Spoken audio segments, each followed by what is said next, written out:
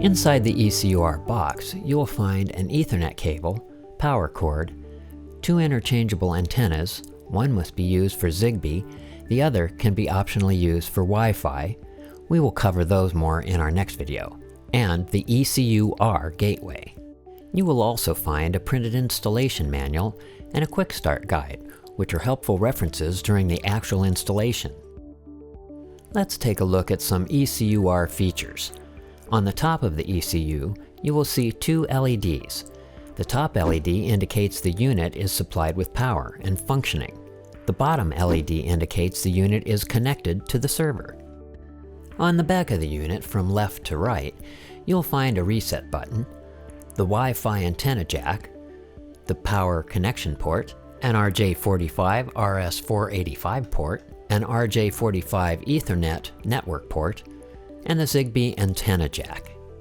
To reset the unit, hold the reset button for at least 3 seconds and the unit will reboot. Keep in mind that this will return the ECU-R to the default settings, including resetting the password to 88888888 or 8 8s. Please note, the RS485 port, or the left of the two RJ45 ports, is only used in select global markets, such as Australia. Unless otherwise instructed by your installation manual, use only the RJ45 port for completing your LAN Ethernet cable connection. On the side of the unit, you will also find a SIM card slot and a USB port for future feature enhancements and compatibility.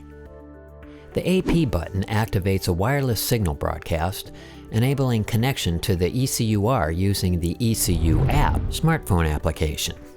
The signal broadcast will deactivate after 1 hour for security reasons, after which the installer can simply press the button again to reactivate the signal.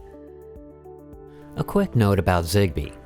Due to the volume of data points transmitted and collected in today's solar PV systems, many manufacturers have transitioned to high-speed data communication platforms like Zigbee. The ECU-R utilizes a 2.4 GHz Zigbee protocol to create a mesh network with its microinverters. This allows the microinverters to communicate data not just directly with the ECU, but through other microinverter units in order to quickly and more reliably transmit information back to the ECU.